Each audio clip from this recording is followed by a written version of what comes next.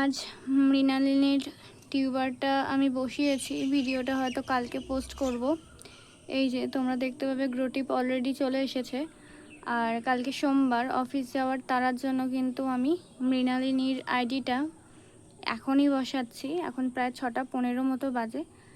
তো তোমরা দেখতে থাকো কিভাবে আমি পুরনো মাটি দিয়ে আবারও নতুন করে গাছ তৈরি করি।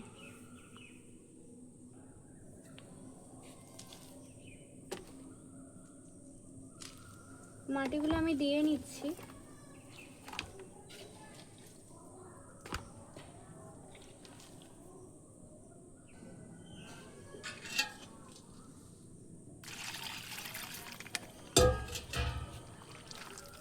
মাটিটাকে এইভাবে একটু চটকিয়ে নিচ্ছি আমি, কারণ মাটিটা রোদে ছিল কয়েকটা দিন, তাই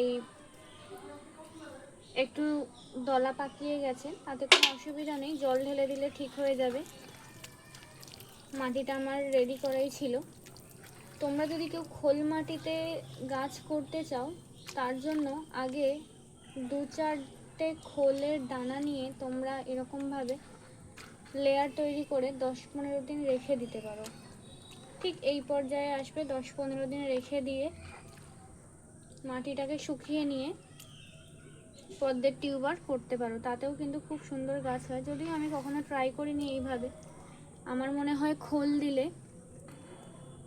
গাছে ফাঙ্গাস এসে যেতে পারে। এই যে ঠিক যেমনি করে আমি দেখিয়েছিলাম, এটা কিন্তু আমার পুরনো মাটি। তোমরা আগের ভিডিওতে খেয়াল করে দেখবে যে আমি আগের পাত্রটায় মাটিটা তুলে রেখেছিলাম যাতে টিউবার বসাবো। এই যে টিউবারটা আমি বসিয়ে দেবো। এবার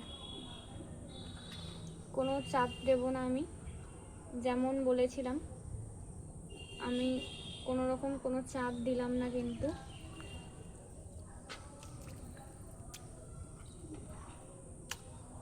আলতো করে মাটি দিয়ে দেব।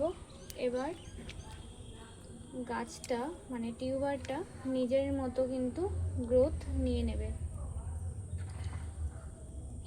এবার আমি জল ভরে দেব। এই তো আমার জল ভরে দেওয়া হয়ে গেছে। তো চলো জায়গায় রেখে দিই এবার, যেখানে রাখার। এই যে আমার গাছগুলো, এই যে মৃণালিনীটা এখনই বসালাম। এটার আইডি লক্ষ্মী, এটা বাটার মিল্ক। গ্রোথ একটু কম, কিন্তু একে এর মতোই আমি ছেড়ে দিয়েছি। তোমরাও কিন্তু তাই করো। আর এটা হলো ইয়েলো পিওনি। তোমাদের যদি ভিডিওটা ভালো লেগে থাকে, একটা লাইক, কমেন্ট আর চ্যানেলটিকে সাবস্ক্রাইব করে দিও।